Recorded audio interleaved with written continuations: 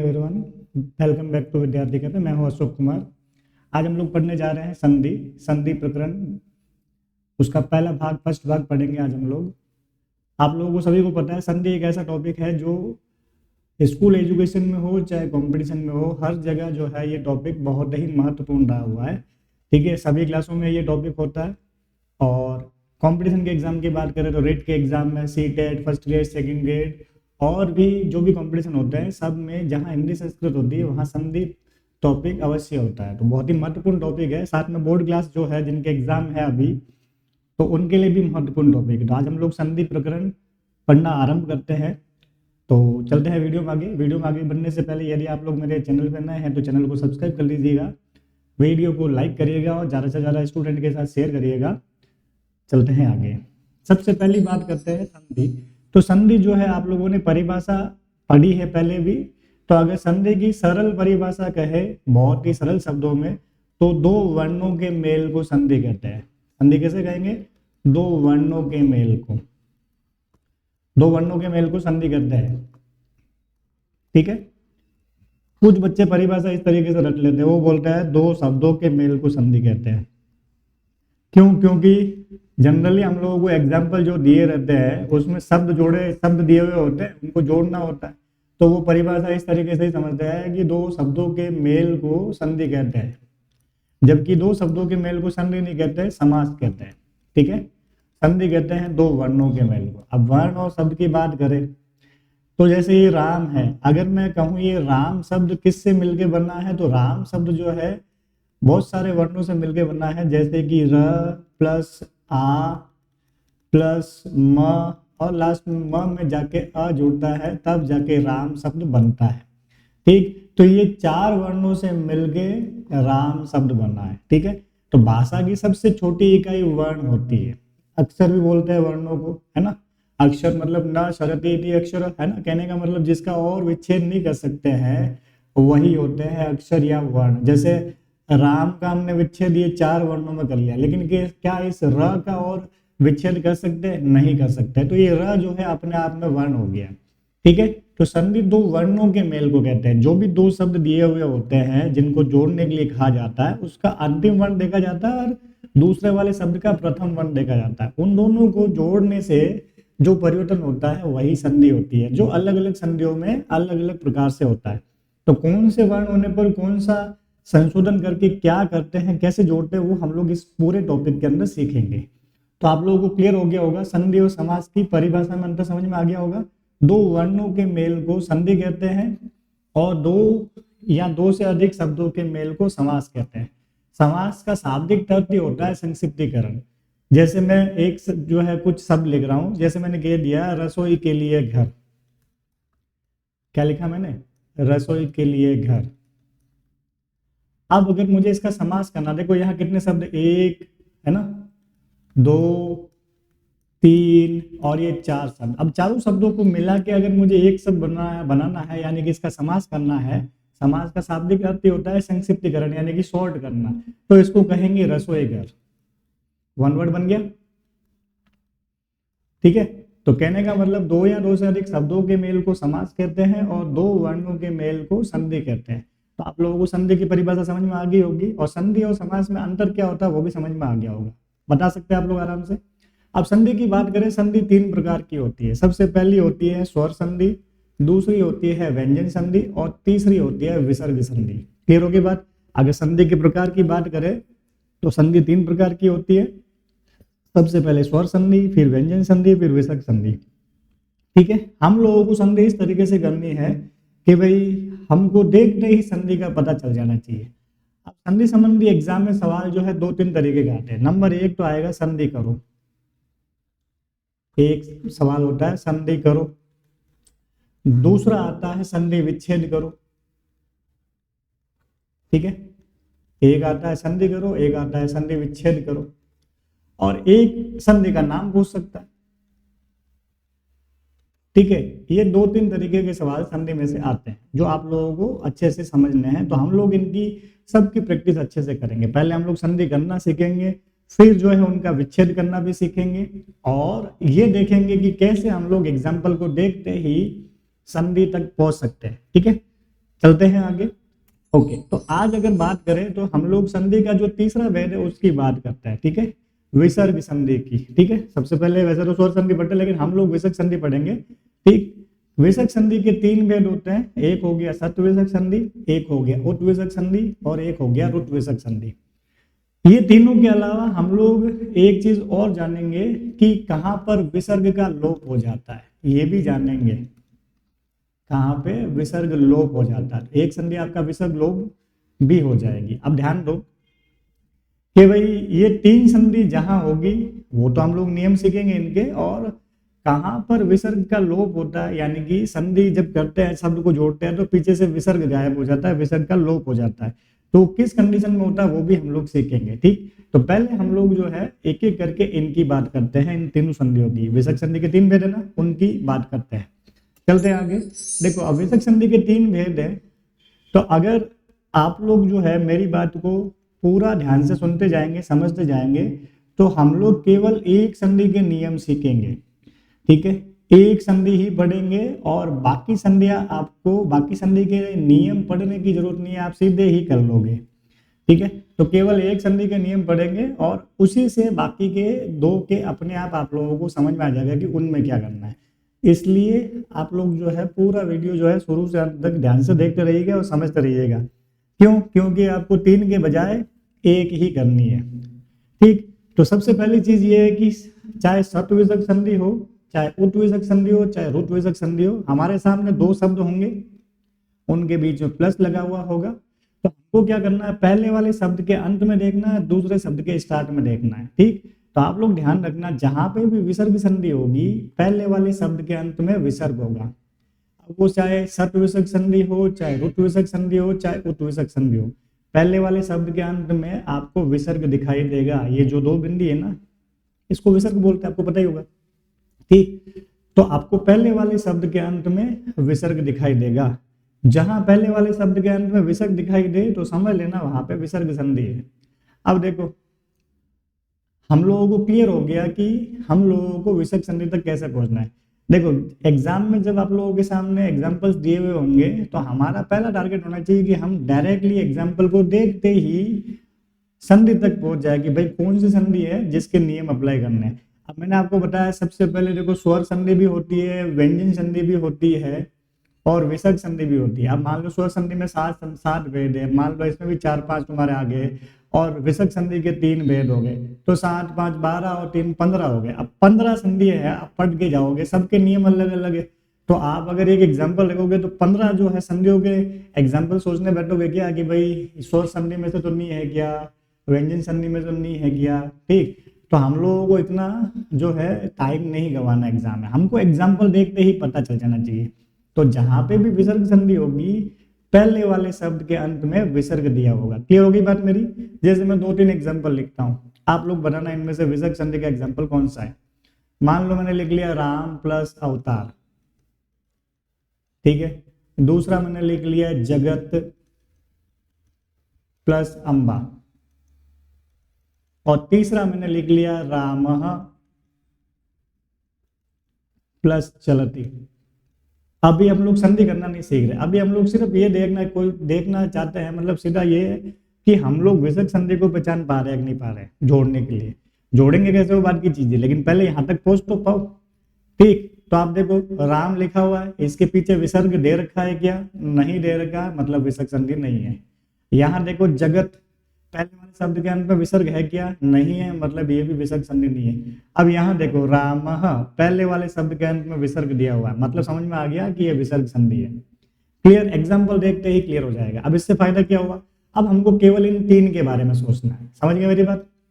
जैसे ही पता चला हमको कि यहाँ पर विसर्ग संधि है तो हमको केवल इन तीन के बारे में सोचना है कि भाई इन तीनों में से कौन सी है, सत्व विसर्ग संधि है कि उत विसर्ग संधि है या फिर रुत विसर्ग संधि है। ना तो हमको स्वर संधि के बारे में सोच के टाइम खराब करना है, ना व्यंजन संधि के बारे में सोच के टाइम खराब करना है, सीधा हमारा फोकस आ जाएगा कि इन तीनों में से कोई एक है। क्लियर होगी बात मेरी? ओके, मैं इन क्लियर करता हूं, आगे की बात समझते हैं। इसी पेज पे आप लोग पूरी संधि समझ लेंगे अगर थोड़ा ध्यान देंगे। तो हमको क्लियर हो गया कि विसर्ग संधि को कैसे पहचानते हैं। मैं आप लोगों को केवल सत्विषक संधि के नियम बता रहा हूं, ये दोनों अपने आप हो जाएगी। कैसे होगी, लास्ट तक देखिएगा, समझ में आ जाएगा। तो ये तो क्लियर हो गया कि तीनों में से कोई भी विसर्ग संधि हो, पहले वाले शब्द के अंत में विसर्ग दिया हुआ होगा। ओके, अब आगे की बात करते हैं। दूसरे वाले शब्द के स्टार्ट में क्या होगा जिससे हमको पता चले कि यहाँ सत्विषक संधि है। ओके, तो ध्यान दो, तो पहले वाले शब्द के अंत में विसर्ग हो और दूसरे वाले शब्द के स्टार्ट में या तो तीनों स में से कोई एक स हो, है ना। तीनों स समझ गए, यानी कि ये तालव्य स, मूर्धन्य स, दंत्य स, है ना। भगवान शिव शंकर वाला स, षटकोण वाला स और सड़क वाला या सांप वाला स। तो अब क्या होगा, पहले वाले शब्द के अंत में विसर्ग हो और दूसरे शब्द के स्टार्ट में तीनों स में से कोई एक स हो या फिर किसी भी वर्ग का पहला या दूसरा वर्ण हो, तो वहां पे सत्विषक संधि होती है। ठीक है, अब पहला दूसरा वर्ण आप लोगों को पता है, आप लोगों ने वर्णमाला पढ़ी है। ठीक है, तो आप लोगों को पता है कि अ से ला के अह तक जो है आपके स्वर होते हैं और क से ज्ञ तक जो है व्यंजन होते हैं। तो क से जब शुरू होते हैं ना, तो क से ला के म तक पांच पांच वर्णों के सेट होते हैं। तो ये जो पांच पांच वर्णों के सेट है उन्हें ग्रुप बोलते हैं। जैसे क वर्ग बोल दिया मैंने, तो क वर्ग में पांच वर्ण हो गए, क से ला के अंग तक का क ग ग अंग, है ना। च वर्ग है तो च में पांच वर्ण हो गए, च छ ज ज य, है ना। ट है तो ट में पांच वर्ण है, ट ठ ड ढ ण, समझ गए। तो ये जो पांच वर्ग है इनके प्रथम द्वितीय वर्ण की, मतलब इनका कोई भी प्रथम या द्वितीय वर्ण, जैसे क वर्ग है तो प्रथम द्वितीय वर्ण कौन सा हो गया, क या ख। ठीक, अब च है तो प्रथम द्वितीय कौन सा हो गया, च या छ। ठीक, वो वाली बात कह रहा हूं मैं। तो कैसे होगी सत्विषक संधि, कहाँ होती है, पहले वाले शब्द के अंत में विसर्ग होगा और दूसरे वाले शब्द के स्टार्ट में या तो तीनों स में से कोई एक स होगा या फिर किसी भी वर्ग का पहला या दूसरा वर्ण होगा। क्लियर हो गई बात मेरी, तो वहां सत्विषक संधि है।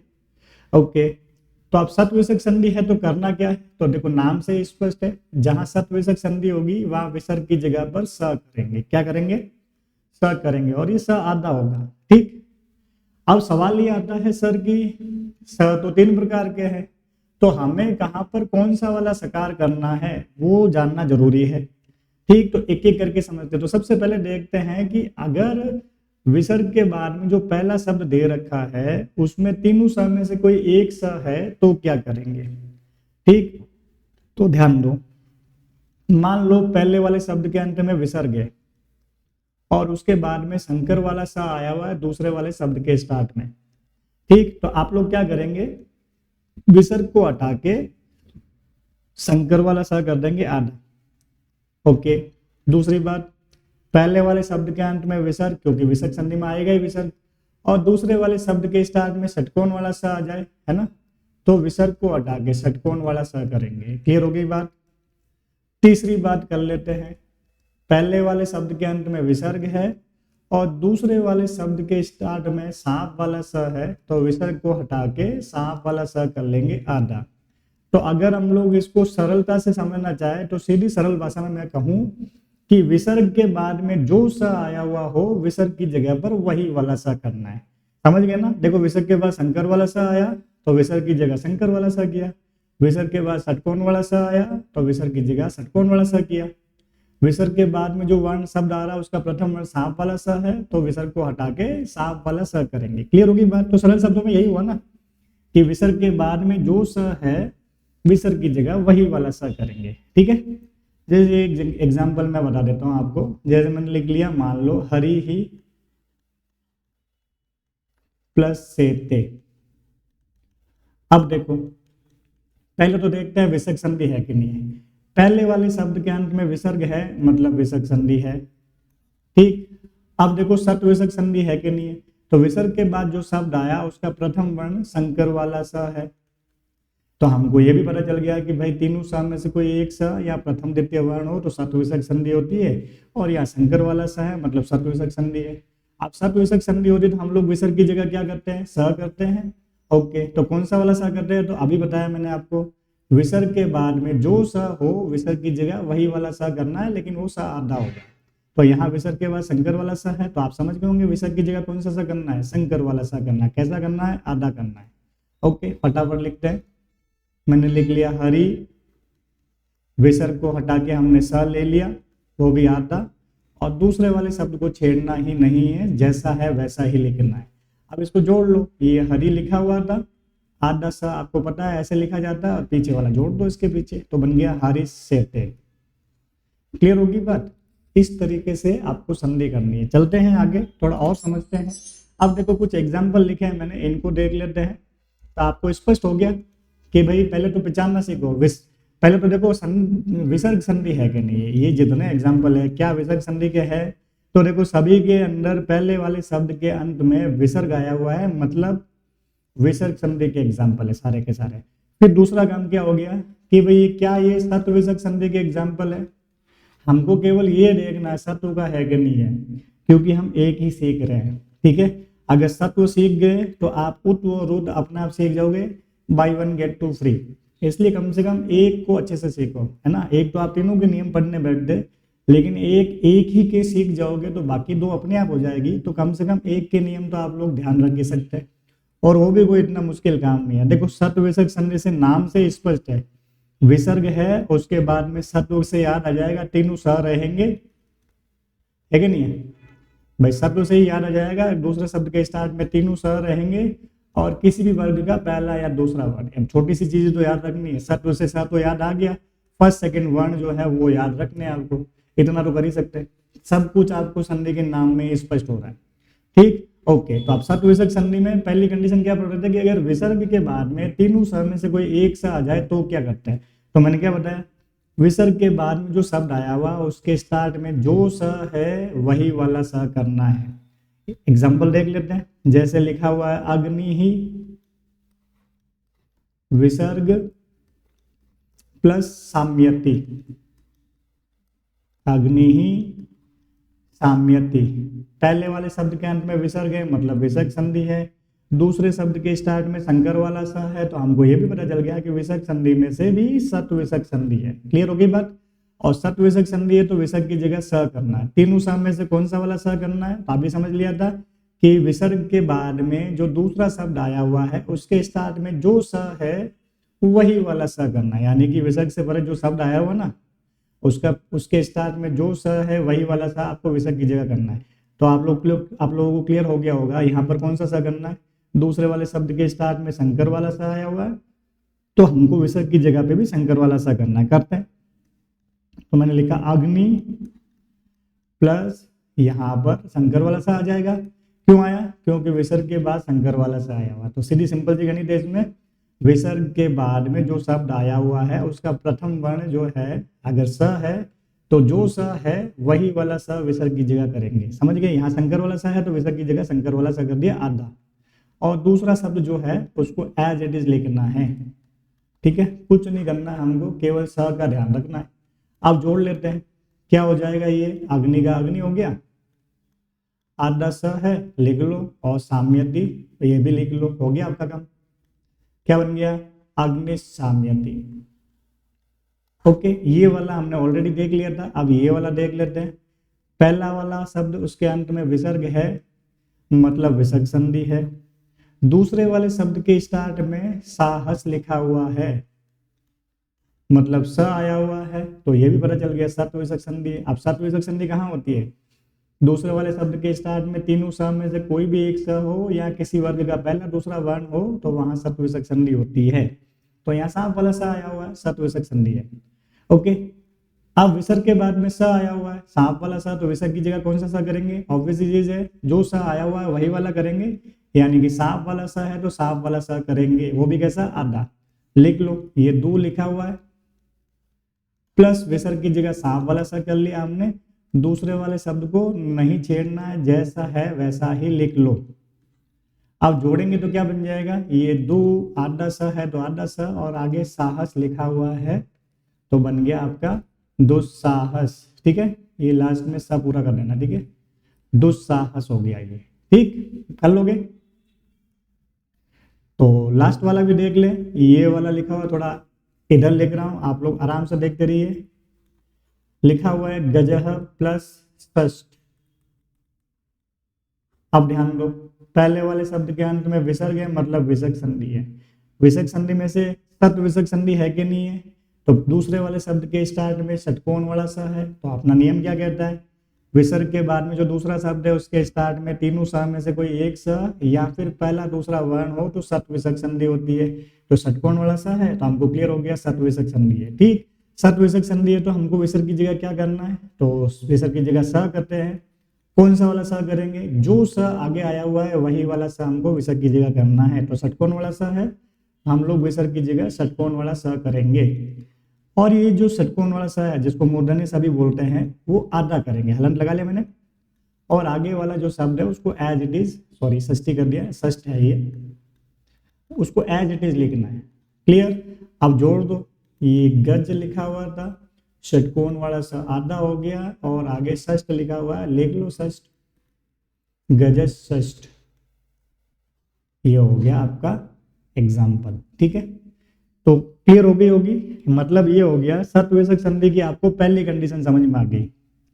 क्या कंडीशन समझ में आ गई कि विसर्ग के बाद में अगर स है तो विसर्ग की जगह हमको स करना होता है। कौन सा वाला स करेंगे, जो स विसर्ग के बाद में आया हुआ है वही वाला स करेंगे। मान लो विसर्ग के बाद में शंकर वाला स है तो विसर्ग की जगह पर शंकर वाला स करेंगे आधा, समझ गए। षटकोण वाला है तो षटकोण वाला स करेंगे आधा, और सांप वाला स है तो सांप वाला स करेंगे आधा। क्लियर हो गई बात, ये तो हो गई एक बात, यानी कि हम लोगों की सत विसर्ग संधि आधी हो गई है। आधी कैसे, क्योंकि सत विसर्ग संधि कहाँ होती है, पहले वाले शब्द के अंत में विसर्ग और दूसरे के स्टार्ट में तीनों स में से एक स और किसी वर्ग का पहला दूसरा वर्ण हो तो सत विसर्ग संधि होती है। ठीक, अब हम लोग देखते हैं कि अगर विसर्ग के बाद में किसी वर्ग का पहला दूसरा वर्ण आए तब क्या करते हैं।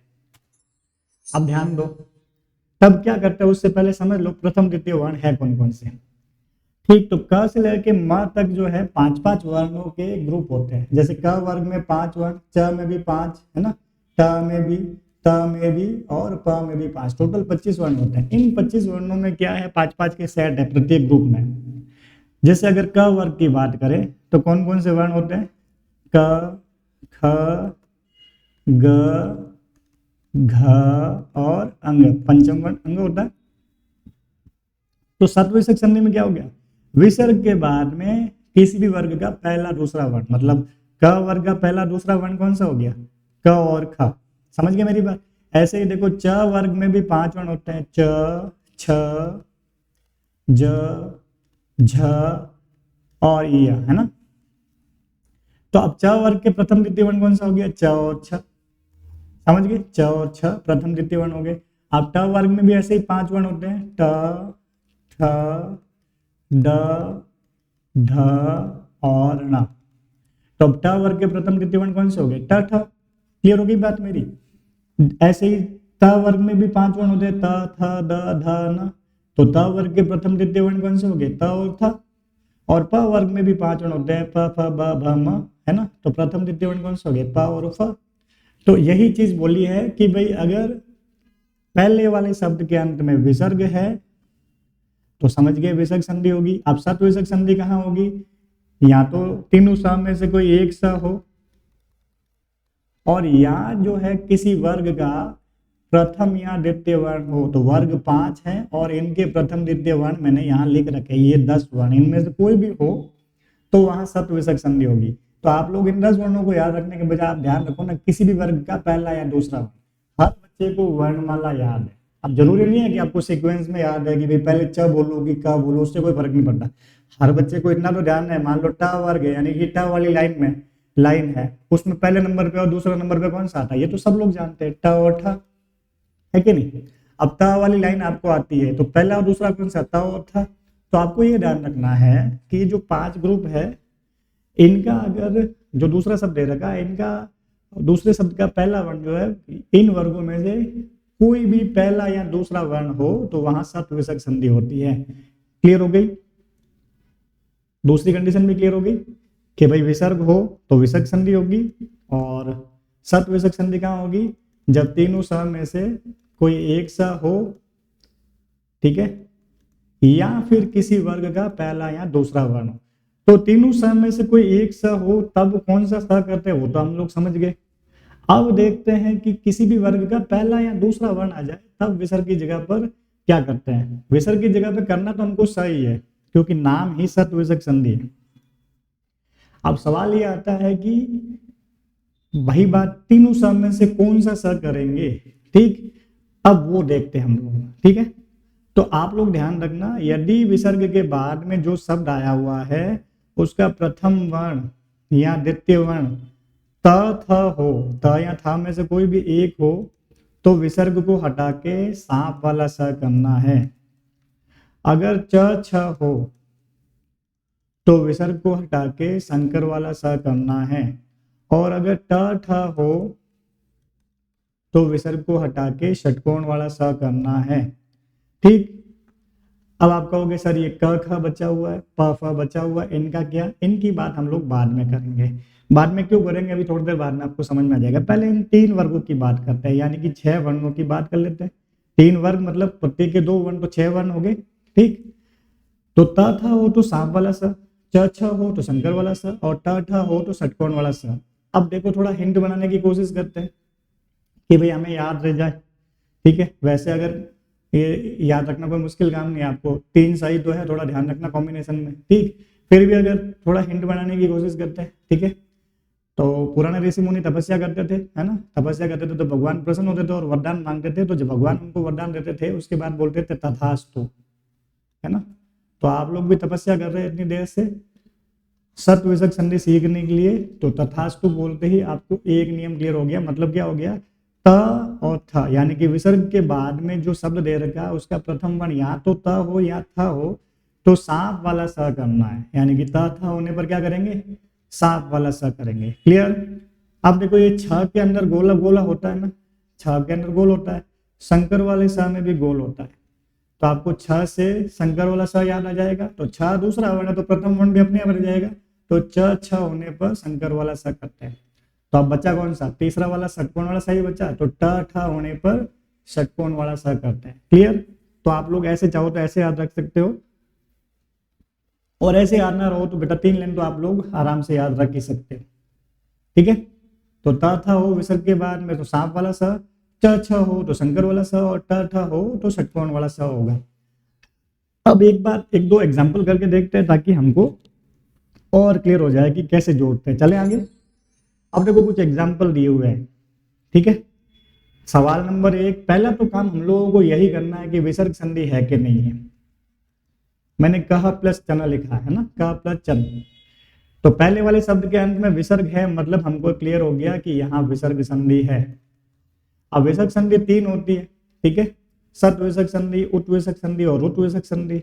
तो हमें ये देखना है कि सत्व है कि नहीं, क्योंकि हम लोग एक ही नियम पढ़ रहे हैं। अब सत्व का नियम क्या होता है, पहले वाले शब्द के अंत में विसर्ग और दूसरे के स्टार्ट में तीनों स में से एक स, और किसी भी वर्ग का पहला या दूसरा वर्ण। अभी आप लोगों को समझ में आ रहा होगा कि मैं ये बार बार वर्ग बोल रहा हूँ उसका मतलब क्या है, ठीक है।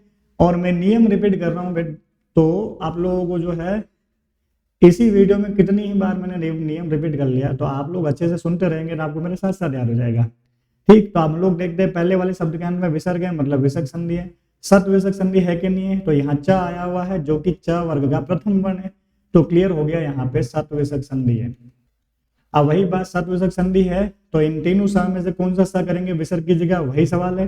तो अभी हमने देखा था च छ होने पर शंकर वाला स करते हैं, क्लियर हो गई बात।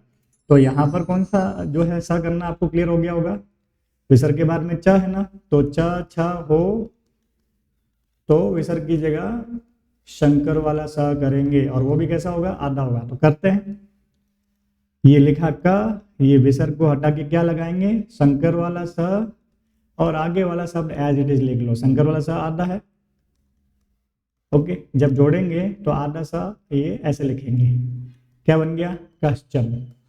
आगे देखो लिखा हुआ है धनुः प्लस टंकार, क्या लिखा है, धनुः प्लस टंकार। अब वही सब पहले वाले शब्द के अंत में विसर्ग है, मतलब विसर्ग संधि है।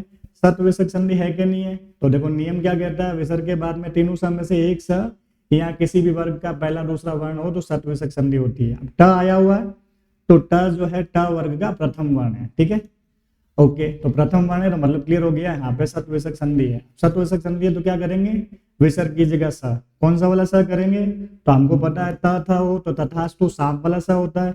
अभी च छ का हमने देख लिया है, संकर वाला सा होता है, तो ट ठ में कौन सा होगा, मूर्धन्य स, यानी कि षटकोण वाला सा करेंगे। विसर्ग की जगह कौन सा करेंगे, षटकोण वाला सा करेंगे। तो जोड़ते हैं इसको, मैंने लिखा धनु प्लस षटकोण वाला सा करेंगे, क्योंकि आगे ट आया हुआ है वो आधा करेंगे, और टंकार को एज इट इज लिख लेंगे। जोड़ लो इसको, क्या बन जाएगा, धनु आधा स है तो आधा रखो इसको, और टंकार बन गया धनुष टंकार। क्लियर होगी बात। अब आगे देखो और आया हुआ है, मैं इंक क्लियर कर लेता हूं आप लोगों को। वैसे तो रूल लिखे हुए, एग्जाम्पल भी लिखे हुए, स्क्रीनशॉट ले सकते हो चाहो तो। ओके, नेक्स्ट एग्जाम्पल देखते हैं। लिखा हुआ है कृष्ण कृष्ण प्लस तदा। देखो विसर्ग आया हुआ है तो विसर्ग संधि है, ठीक है। कौन सी वाली विसर्ग संधि है, त आया हुआ है, प्रथम वर्ण है, और प्रथम द्वितीय वर्ण या तीनों साम में से एक सा होता है, तो संधि कौन सी होती है, सत्व विसर्ग संधि होती है। तो यहाँ पे सत्व विसर्ग संधि होती है। सत्व विसर्ग संधि में विसर्ग की जगह स करते हैं। इन तीनों में से कौन सा स करेंगे, आप लोग पहचान गए होंगे। त आया हुआ है तो सांप वाला स करते हैं, ठीक है, तथास्तु याद है ना। तो लिख लो कृष्ण प्लस सांप वाला स करेंगे आधा, प्लस तदा, जोड़ लो इसको, क्या बन जाएगा, कृष्णस्तदा। क्लियर। ओके, अब देखो ये आगे वाला एग्जांपल, कंफ्यूज नहीं होना, एक एग्जांपल मिक्स दे दिया मैंने। यहाँ लिखा हुआ है जनः प्लस सेवते, ठीक है। अब पहले देखो विसर्ग संधि है कि नहीं है, विसर्ग है मतलब विसर्ग संधि है। आगे स आया हुआ है तो सत्व विसर्ग संधि है, तो हमें यही देखना है सत्व है कि नहीं है। आपको अभी तक क्लियर हो गया होगा सत्व विसर्ग संधि कहाँ होगी, पहले शब्द के अंत में विसर्ग और दूसरे के स्टार्ट में तीनों सा में से एक सा या किसी भी वर्ग का पहला या दूसरा वर्ण हो तो सत्व विसर्ग संधि होती है। तो यहाँ स आया हुआ है। अब स के केस को हम लोग सबसे पहले समझे थे कि विसर्ग के बाद में स आया हुआ है, तो इस विसर्ग की जगह कौन सा स करेंगे, जो स आगे आया हुआ है। तो यहाँ सांप वाला सा आगे आया हुआ है, तो विसर्ग की जगह पे भी सांप वाला सा करना है। जोड़ो इसको, जन प्लस विसर्ग की जगह सांप वाला सा, वो भी आधा, और आगे लिखा हुआ है सेवते, ठीक है, लिखा हुआ है सेवते। जोड़ दो इसको, जन आधा सा को आधा सा और सेवते एज इट इज लिख लो, तो बन जाएगा जन सेवते, ठीक है। आराम से कर सकते हैं। लास्ट एग्जांपल भी देख लेते हैं। तो यहां लिखा हुआ है जनः प्लस ठकुरः। आराम से करो, देखो इतनी बार नियम रिवाइज हो गया है, अगर आप शुरू से अंत तक मुझे सुन रहे हैं ढंग से तो नियम याद हो गया होगा। पहली चीज विसर्ग संधि है कि नहीं है, बिल्कुल है, पहले वाले शब्द के अंत में विसर्ग है मतलब विसर्ग संधि है। दूसरी चीज क्या है, हम लोग केवल सत्व विसर्ग संधि के एग्जाम्पल पढ़ रहे हैं, तो सत्व विसर्ग संधि है कि नहीं है, तो वही बात, सत्व विसर्ग संधि कब होती है, दूसरे वाले शब्द के स्टार्ट में तीनों सा में से कोई एक सा हो या किसी भी वर्ग का पहला दूसरा वर्ण हो तो सत्व विसर्ग संधि होती है। यहाँ ठ आया हुआ है, ठ जो है ट वर्ग का दूसरा वर्ण है, ट ठ, ठीक। ओके, तो सत्व विसर्ग संधि है। सत्व विसर्ग संधि में क्या करते हैं, विसर्ग की जगह स करते हैं, तो ट ठ होने पर विसर्ग की जगह पर कौन सा वाला सा करेंगे, षटकोण वाला सा करेंगे, ठीक। तो कर लो, यहाँ जन लिखा हुआ है, विसर्ग की जगह षटकोण वाला सा आ जाएगा, ठ है इसलिए षटकोण वाला सा आधा रहेगा, और आगे हम लोग लिख लेंगे ठकुरः। अब जोड़ दो इसको, क्या बन जाएगा, जनस ठकुरः। समझ गए होंगे। तो ये बात यहां तक कि आप लोगों को क्लियर हो गई होगी। नंबर एक चीज, सत्व विसर्ग संधि होगी कि नहीं, नंबर एक चीज सबसे पहले चीज सोचो कि विसर्ग संधि है कि नहीं। एग्जाम्पल जो दिया हुआ वो विसर्ग संधि का है कि नहीं है, पता कैसे चलेगा, पहले वाले शब्द के अंत में विसर्ग होगा। ओके, दूसरी चीज क्या हो गई, तीन विसर्ग संधियां होती है, सत्व पुत्व और रुत्व। तीनों में से कौन सी है ये कैसे पता चलेगा, पहले वाले जो दूसरा शब्द दे रखा उसका प्रथम वर्ण जो है तीनों स्वर में से एक सा हो या किसी भी वर्ग का पहला या दूसरा वर्ण हो तो वहां पे सत्व विसर्ग संधि होती है। अब दो कंडीशन पढ़ रहे थे हम लोग कि विसर्ग के बाद में अगर स आए तो क्या करना, तो वो क्लियर हो गया था कि विसर्ग के बाद में जो स आए विसर्ग की जगह वही स करना है। दूसरी चीज हमने क्या देखी कि विसर्ग के बाद में किसी वर्ग का पहला या दूसरा वर्ण आए तब क्या करना। तो हम लोगों ने ये चीज देख ली थी कि विसर्ग के बाद में अगर ये जो मैंने बताए हैं वो वर्ण आ जाए कि त था आ जाए, थोड़ी इंक दूसरी ले लेते हैं, रुको, कि विसर्ग के बाद में यदि त था आ जाए तो सांप वाला सा करेंगे, च छ आ जाए तो शंकर वाला सा करेंगे, और ट ठ आ जाए तो षटकोण वाला सा करेंगे। याद करने का तरीका बता दिया, तथास्तु याद रख लोगे, मतलब त थ में सांप वाला सा, छ में ये गोल होता है, शंकर वाले सब में भी यहाँ गोल गोल होता है, तो छ से याद हो जाएगा शंकर वाला सा, तो छ जब पता है तो च का भी पता चल जाएगा।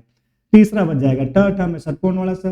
ओके, तो आपके 5 वर्गों में से ये हो गया, ये हो गया और ये हो गया। अब हमको ये देखना है कि सर क ख और प फ में क्या करेंगे। आगे चलते हैं थोड़ा, ठीक, देखते हैं और क्या है। देखो संधि से संबंधित विशेष नियम, अब हम लोग जो पढ़े हैं उनके नियम जो है रिटर्न भी लिखे हैं, आप लोग चाहे तो नियम भी लिख सकते हैं। तो विसर्ग संधि में क्या होता है, स होता है विसर्ग की जगह, स 3 प्रकार के होते हैं, दंत्य स, तालव्य स और मूर्धन्य स। ठीक है, आप देखो यही नियम बता रहा है, विसर्ग के बाद में त थ हो, ठीक है, स थ या स सांप वाला हो तो विसर्ग की जगह सांप वाला स होता है। तो वो मैंने आपको वैसे ही बता दिया कि विसर्ग के बाद में अगर स आया हुआ हो तो विसर्ग के बाद में जो स होता है वही स होता है, और विसर्ग के बाद में त था हो तो सांप वाला स होता है, तथास्तु वाला वैसे ही बता दिया था। ठीक है, तो नियम रटने की जरूरत आपको नहीं है, आप लोगों ने अब तक मेरी बात सुनी है तो वैसे ही समझ गए होंगे। ये इनके एग्जाम्पल दिए हुए हैं, ठीक है, तो वो तो आपको मैंने ऑलरेडी करवा दिए। यहाँ त था तो सांप वाला सा हो रखा, यहाँ पे भी त था तो सांप वाला सा हो रखा है। ठीक है, रट्टा नहीं मानना है, अगर आपने अब तक की बात ध्यान से सुननी है तो ये सारी चीजें मैंने करवा दी आपको एक ही जगह पे। अब देखो इसमें भी वो की वो चीज बता रखी है कि विसर्ग के बाद में शंकर वाला सा हो तो विसर्ग की जगह शंकर वाला सा करना है, और च छ हो तो भी विसर्ग की जगह शंकर वाला सा करना है, वो तो मैंने क्लियर कर लिया था आपको। चले आगे, ये इनके एग्जाम्पल दे रखे हैं, ठीक है, ठीक, देखना चाहो तो देख सकते हो। विसर्ग है शंकर वाला सा है, तो विसर्ग के बाद में जो स है विसर्ग की जगह पर देखो वही वाला स किया हुआ है। यहाँ च है तो च छ में शंकर वाला सा होता है, तो यहाँ शंकर वाला सा कर रखा है।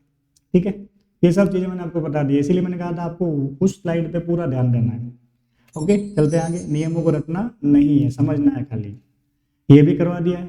ठीक है, कि भाई विसर्ग की जगह षटकोण वाला सा कब होता है, जब विसर्ग के बाद में जो शब्द दे रखा है उसका प्रथम षटकोण वाला सा हो तो षटकोण वाला सा करेंगे, और ट ठ हो तब भी षटकोण वाला सा करते हैं, ये भी हम लोग कर चुके हैं। ठीक है, कंफ्यूज नहीं होना है, मैं सारी चीजें करवा चुका हूं आपको। यही जो नियम हमने पढ़ा है कि विसर्ग की जगह ये वाला सा कब करते हैं, तालव्य सा यानी कि शंकर वाला सा कब करते हैं, और मूर्धन्य सा कब करते हैं, ये सारी चीजें हमने देख ली है।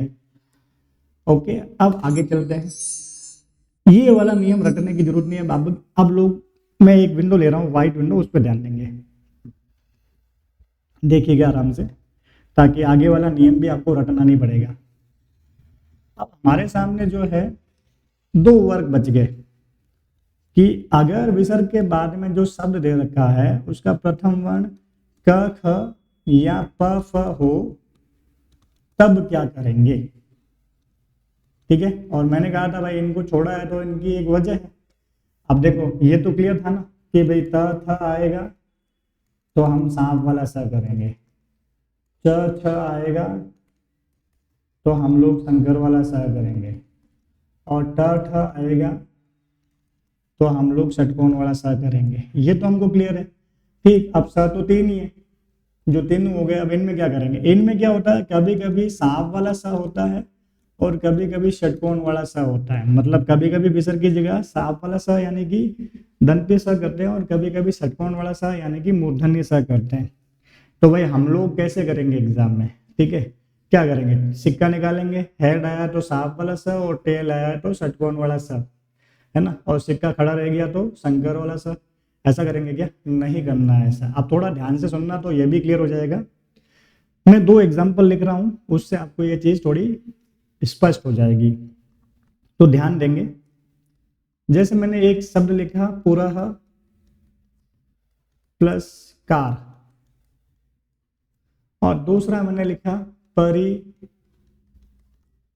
Plus car. अब सबसे पहले विसर्ग संधि है कि नहीं है, दोनों के अंत में विसर्ग है, मतलब विसर्ग संधि है। सत विसर्ग है कि नहीं है, क है दोनों के, दूसरे वाले शब्द के स्टार्ट में दोनों जगह क आया हुआ है। क जो है कि प्रथम वर्ण होता है ना, और प्रथम द्वितीय वर्ण में से कुछ भी हो तो सत विसर्ग संधि होती है। अब हम लोगों को ये पता है क ख और प फ अगर किसी शब्द के स्टार्ट में हो तो कभी कभी सांप वाला सा करते हैं, कभी कभी षटकोण वाला सा करते हैं। अब कौन सा करना है वो डिसाइड करने के लिए हमको क्या करना है, ये डिसाइड करने के लिए आप जाएंगे विसर्ग पर और देखेंगे विसर्ग से जस्ट पहले वाले वर्ण में कौन सा स्वर आया हुआ है। तो यहाँ देखो ये जो र है ना, र में आ जुड़ा हुआ है ना। अगर र आधा होता तो हलंत होता, तो आ जुड़ा हुआ है इसलिए कोई हलंत नहीं लगा, तो र में आ जुड़ा हुआ था। अगर विसर्ग से जस्ट पहले अ हो या आ हो, विसर्ग से जस्ट पहले वाले वर्ण में अ या आ हो तो वहां पर विसर्ग को हटा के सांप वाला सा करेंगे, दंते सा करेंगे। और अगर विसर्ग से जस्ट पहले जो वर्ण है उसमें अ या आ के अलावा अन्य स्वर हो तो वहां पर विसर्ग को हटा के षटकोण वाला सा करेंगे आधा। तो यहाँ देखो र में ई है, मतलब अ या आ के अलावा अन्य स्वर है। तो आपको समझ में आ गया होगा कहाँ पे दंत सा करना है और कहाँ पे षटकोण वाला सा करना है। तो अ या आ के अलावा अन्य स्वर है तो यहाँ पे षटकोण वाला सा करेंगे। क्लियर होगी बात। अब इसको जोड़ते हैं, पहले लिख लिया मैंने, पूर्व विसर्ग की जगह सांप वाला सा किया है। अब आपको क्लियर हो गया ना सांप वाला सा क्यों किया है। विसर्ग से जस्ट पहले देखा कि र में अ है ना, अ या आ हो तो सांप वाला सा करेंगे। और आगे कार लिखा हुआ है, जोड़ लो, क्या बन गया, पुरस्कार। क्या बन गया, पुरस्कार। अब आगे देखो, यहाँ पे देखो परी है, विसर्ग से जस्ट पहले वाले वर्ण में ई है, यानी कि अ के अलावा अन्य स्वर है तो विसर्ग को हटा के हम लोग षटकोण वाला सा करेंगे। तो कर लेते हैं, परी प्लस षटकोण वाला सा, वो भी आधा, आगे लिखा हुआ है कार, जोड़ लो, बन जाएगा परिष्कार। ठीक है, क्लियर हो गई चीज, बहुत आसानी से कर लिया। ठीक है, फटाफट इसका स्क्रीनशॉट लेना चाहो तो ले सकते हो, मैं आगे बढ़ रहा हूँ। ठीक है, अब आपको क्लियर हो गया। त थ आए तथास्तु सांप वाला सा है ना, च छ आए शंकर वाला सा, ट ठ आए षटकोण वाला सा, क ख और प फ में कभी कभी दंते सा होता है, कभी कभी मूर्धन्य सा, यानी कभी कभी सांप वाला सा होता है, कभी कभी षटकोण वाला सा होता है। कब कौन सा होता है तो इसमें हम लोग देखेंगे विसर्ग से जस्ट पहले वाले वर्ण में अगर अ या आ हो तो दंते सा यानी कि सांप वाला सा करेंगे, और अ या आ के अलावा अन्य स्वर हो तो षटकोण वाला सा करेंगे। क्लियर, जोड़ के भी देख लिया हमने। अब आगे चलते हैं। ओके, यहाँ पर यही चीज समझाई हुई है जो हमने डिस्कस किया। अगर पढ़ के देखोगे तो वही चीज जो मैंने आपको बता दी कि विसर्ग से पहले अ या आ हो और विसर्ग के बाद में क ख या प फ कुछ भी हो तो सांप वाला सा करते हैं। ठीक, ये हम लोग ऑलरेडी कर चुके हैं, है ना। यहाँ देखो प है, देखो वापस देख लेते हैं। यहाँ देखो प है ना, प्रथम वर्ण है। अब षटकोण वाला सा या फिर मूर्धन्य सा, दोनों में से कौन सा होगा, है ना, सॉरी षटकोण वाला सा या मूर्धन्य से एक ही चीज है। सांप वाला सा करना है कि षटकोण वाला सा करना है वो वाला देखना है। तो वही बात, विसर्ग से जस्ट पहले वाला वर्ण य है, य में अ है और अ है तो सांप वाला सा करना है। तो देखो यहाँ पे सांप वाला सा कर रखा है। सेम चीज अ या आ हो तो सांप वाला सा करते हैं। समझ गए, ये ऑलरेडी बता चुका हूँ, आपको रटना नहीं है, समझ में आ गया होगा। अब यहाँ पे दूसरी चीज बता दी इसने कि भाई सांप वाला सा तो विसर्ग से पहले अ या आ हो तो होता है, या विसर्ग से पहले कोई भी वर्ण अन्य स्वर हो तो फिर षटकोण वाला सा होता है। ये वाली चीज यहाँ बताई हुई है। क्लियर हो गई बात मेरी। ठीक तो ये वाली चीज आपको यहाँ एग्जाम्पल सहित बताई हुई जो हम लोगों ने पहले ही कर लिया है। क्लियर। अब एक बात और देख लेते हैं। मैंने आपको शुरू में बोला कि हम लोग एक ही संधि पढ़ रहे हैं, सत विसर्ग संधि, और दो संधियां और है विसर्ग संधि में, उत भी है और रुत भी है। ठीक है, तो हम लोगों ने एक ही संधि के नियम पढ़े हैं और मैंने कहा इस एक से आपको पीछे की दो अपने आप क्लियर हो जाएगी, buy one get two free. तो सत विसर्ग संधि का नियम कहता है पहले वाले शब्द के अंत में विसर्ग हो और जो दूसरा शब्द है उसका प्रथम वर्ण या तो तीनों सा में से एक सा हो, या तो तीनों सा में से एक सा हो, या किसी भी वर्ग का पहला या दूसरा वर्ण हो, तो वहां सत विसर्ग संधि होती है। और सत विसर्ग संधि की डिटेल हम लोग समझ गए कि भाई जब सत विसर्ग संधि होती है तो विसर्ग की जगह स होता है, और कौन सा वाला स कब करते हैं ये हम लोगों ने डिटेल में डिस्कशन कर लिया। अब जो है इन दोनों की बात आती है कि सर हमने तो एक ही नियम पढ़ा, फिर ये दो संधियां जो है उनका क्या। ठीक, तो आप लोग ध्यान रखना, पहले तो आपको यही देखना है कि सत्विषक संधि का एग्जाम्पल है कि नहीं है। ठीक, अगर है तो क्या करना वो समझ गए। अगर सत्विषक संधि का एग्जाम्पल नहीं है तो इन दोनों में से कोई एक होगा। तो मैं एक दो एग्जाम्पल लिखता हूं, आप लोग बताना कि इसमें सत्विषक संधि का एग्जाम्पल है कि नहीं है, कि इन दोनों में से कोई एक है। मान लो मैंने लिख लिया रामः प्लस जयति, दूसरा मैंने लिख लिया रामः प्लस चलती, तीसरा मैंने लिख लिया ज्योति ही प्लस गमया। क्या हो गया, ज्योति ही प्लस गमया। अब हमको देखना है कि भाई सत्विषक संधि है कि नहीं है। तो आप लोग देखेंगे यहाँ विसर्ग है मतलब विसर्ग संधि है, यहाँ ज है मतलब तृतीय वर्ण है ज, ना तो तीनों स्वर में से एक स है ना पहला दूसरा वर्ण है, तो यहाँ तृतीय वर्ण है मतलब यहाँ पे सत्विषक संधि नहीं है, इन दोनों में से कोई एक है। यहाँ देखो विसर्ग है मतलब विसर्ग संधि है, च आया हुआ है प्रथम वर्ण है मतलब सत्विषक संधि है। ये वाला आप लोगों ने ऑलरेडी सीख रखा है, तो इसको मैं काट देता हूँ। अब और एक देखो एग्जांपल लिखा ज्योति ही प्लस गमया, पीछे विसर्ग है मतलब विसर्ग संधि है, ग जो है तृतीय वर्ण है यानी कि यहाँ सत्विषक संधि नहीं है, मतलब इन दोनों में से कोई एक है। ठीक, अब हमारे सामने दो एग्जांपल है। ठीक, हमने पढ़ी एक है, लेकिन फिर भी हमको ये पता है कि यहाँ पर ऐसा तो नहीं है, इन दोनों में से कोई एक है। अब देखो उत्विषक संधि में विसर्ग की जगह उ करते हैं और रुत्विषक संधि में विसर्ग की जगह र करते हैं, वो भी आधा वाला। ठीक है, तो हमको ये देखना है कि अब इतना तो पता है इन दोनों एग्जांपल में इन दोनों में से कोई एक है, कहाँ पे कौन सी है वो कैसे डिसाइड करेंगे वो समझना है। तो अब आपको क्या करना है, विसर्ग पे आना। विसर्ग से जस्ट पहले वाले वर्ड में अगर अ है तो उत्विषक संधि है। ठीक है, अ है तो उत्विषक संधि है। देखो अ उ की तरह दिखता है ना, तो आपको याद आ जाएगा विसर्ग से पहले अगर अ है तो उत्व है। समझ गए। और अ के अलावा अन्य स्वर है तो ऋतु है, अ के अलावा अन्य स्वर है तो कौन सी है, ऋतु है। तब आपको यहाँ क्लियर हो गया कहाँ पे उत्व है कहाँ पे ऋतु है। विसर्ग से पहले राम के म में अ है तो यहाँ उत्व है, और यहाँ ज्योति में ई है यानी कि अ के अलावा अन्य स्वर है तो यहाँ ऋतु है। तो आपको सत्व वाला कंफ्यूजन तो नहीं होगा कि सर आपने तो कंफ्यूज कर दिया।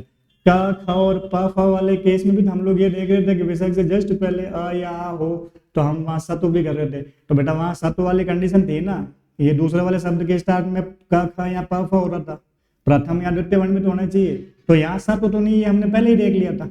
समझ गए मेरी बात, इसलिए कह रहा हूँ पहले आप नियम लगाओ कि सत्व विसर्ग संधि है कि नहीं है। ठीक है, तो तीसरा वर्ण है दोनों जगह पे तो सत्व नहीं है।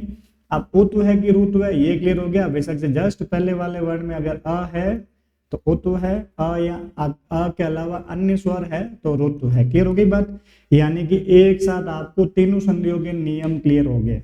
ठीक है, अब इनको जोड़ते कैसे हैं ये हम लोग अपनी अगली क्लास में पढ़ेंगे। मतलब आपको तीनों संधियों के नियम याद हो गए, अभी देख लो। ठीक है, सत्विषक संधि अच्छे से समझ गए, और सत्व नहीं होगी तो इन दोनों में से एक होगी। इन दोनों में से एक को डिसाइड करना भी आप लोग सीख गए कि भाई इन दोनों में से कौन सी है, वो डिसाइड करना सीख गए। अगली क्लास में हम लोग सीखेंगे कि भाई उत्व होने पर हम लोग जोड़ेंगे कैसे, ऋत्व होने पर हम जोड़ेंगे कैसे, और साथ में हम लोग देखेंगे कहाँ पे विसर्ग का लोप होता है। ये सब डिस्कशन करने के बाद हम लोग संधि विच्छेद करना सीखेंगे, और ऐसी प्रैक्टिस करेंगे कि भाई एग्जाम्पल को देखते ही हमको संधि का नाम याद आ जाए और सीधा विच्छेद कर पाए। ठीक है, तो आज के लिए बस इतना ही, हम लोग नेक्स्ट क्लास में इसके आगे की चीजें देखेंगे। तो आज के लिए बस इतना ही, धन्यवाद।